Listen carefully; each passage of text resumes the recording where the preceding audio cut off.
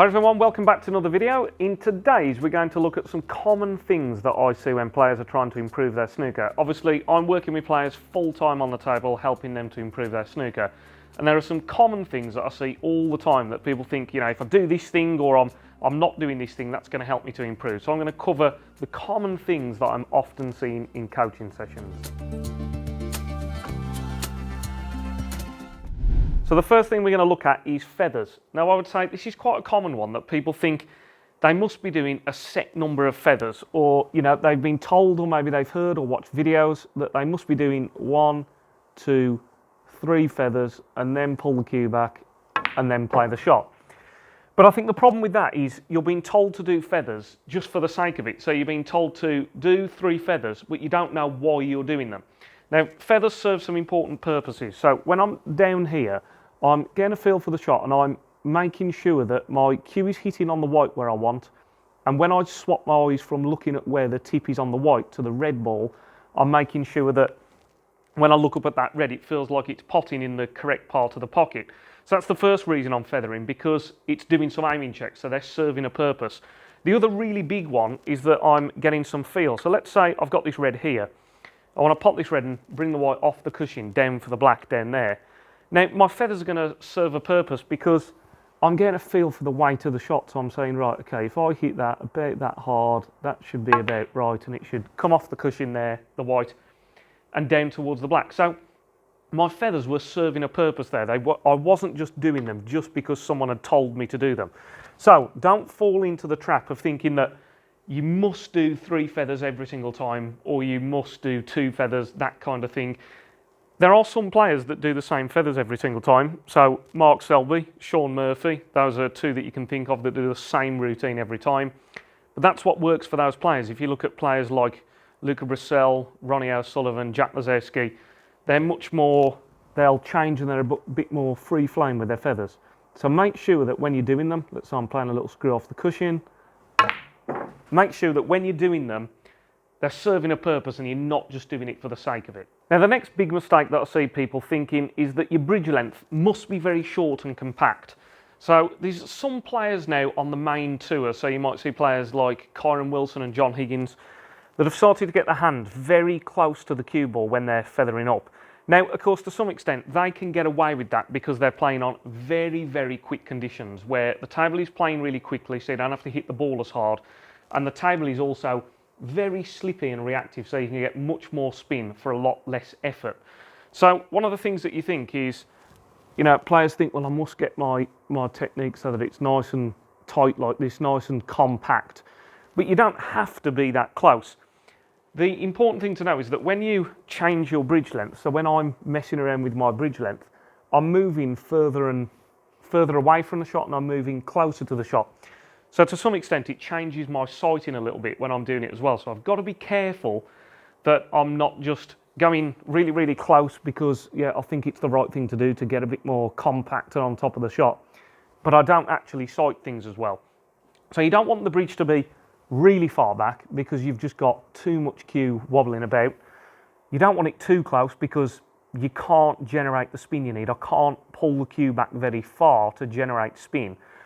So again, you must know why you're doing things. The reason that you're told to have a bridge length that's around about 11 inches, something like that would be about right. So 10, 11 inches for a club player is pretty good because it gives you plenty of room to pull the cue back properly when you need to. So just a nice bridge length where it's nice and comfortable. That gives you enough room to pull the cue right the way back and then go right the way through the shot.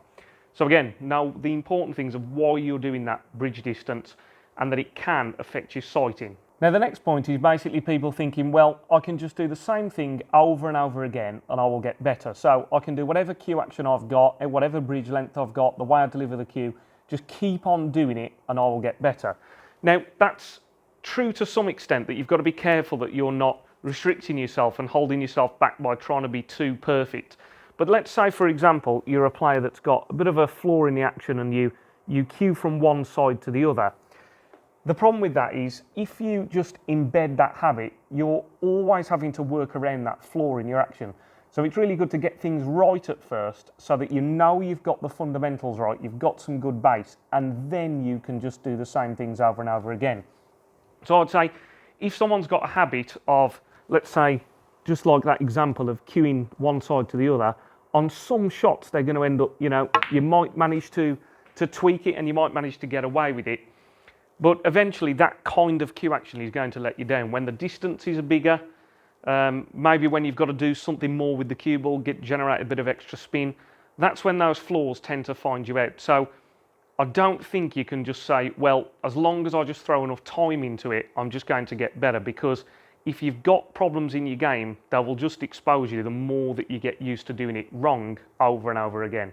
And that brings us nicely on to the next one, which is that players are just kind of hoping to get better. They just think, well, if I throw enough time at snooker, eventually I'm just guaranteed to get better. And that, again, is not the case. So it's a bit different to just doing whatever technique you like. This is just people thinking that, well, if I just play lots of snooker, I will just eventually get better. But you've got to be playing with a lot of purpose. So, for example, if I was potting this blue and I'm not 100% focused on standing behind the line of the shot, making sure it feels good, having a plan that I'm bringing the white over onto this red. So I've decided on all of that. Then when I get down to the shot, I'm checking that, yeah, it all feels good. That plan's going to work. Keep nice and still. My angle feels good. Try and do everything right. Unless I'm doing that and I'm playing with purpose, it's very difficult to see results. I think you have to be really zoned in with your mind and properly trying to improve. So again, if I was playing this red now, I would need to stand behind the line of it. I'm deciding again, the blue's not on the spot here, I'll put it back in a second, but I'm going up for the blue, so I'm playing a bit of top. That's my line. Then I'm going to get down, make sure I do my feathers, do all my checks, go through for the blue. So that's a nice little shot again, nicely onto the blue. Then again, when I'm playing snooker, I have to be playing correctly all the time, so I'm just going to stun down this line for this red again. So yeah, this is my line to pot it, all feels good. Stand behind the shot, make sure it all feels good, check my aiming, play it, keep still, don't move. So hopefully there you can see that, yeah, you must be playing with purpose. You can't just play lots of snooker, just play against your friend and just hope that, yeah, with enough time, I'm going to get better. You've got to be playing properly with some goals in mind, trying to improve and trying to do everything correctly. And now let's just take one more example when we talk about doing things for the sake of it. Let's pick, to do with our feathers, that all the feathers must be long. So let's say that we're told that, you must bring the cue back each time, all the way back, then bring the cue back on the last one, and then strike. Now, you don't just want to do those long feathers just for the sake of it. You would want someone to explain to you why having them long is serving a purpose. Now, I would say, I can think of examples of why it would be good, because if I'm doing long feathers, I'm building up muscle memory of moving the cue the entire range that it's going to be moved when I actually play a shot. So I'm getting used to pulling the cue all the way back and forward. Another one is that you're just saying you're encouraging someone to be loose and smooth. So they're, instead of being a bit snatchy with the cue action, they're bringing the cue back and they're remaining nice and relaxed because they're bringing it back far. There'll be reasons to do it, but remember there are some players that don't feel the shot by using long feathers. So, yeah, some players, I mean, myself, I do that. I kind of do smaller ones and they get smaller and smaller, and then I'll play the shot. So the feathers there have got to serve a purpose for you. Know why you're doing them. If it makes sense to you, to say, okay, I'm going to use really long feathers because it feels nice and relaxed and loose, then yeah, great, use the long feathers. If it just doesn't feel comfortable to you and you would rather feather a bit shorter and feel the shot with some shorter feathers, that's absolutely fine. So nothing that you're doing is done for the sake of it. It's always serving a purpose. So make sure that you never do anything just because you've heard someone do it, someone else does it, or maybe someone told you to do it and it's just for the sake.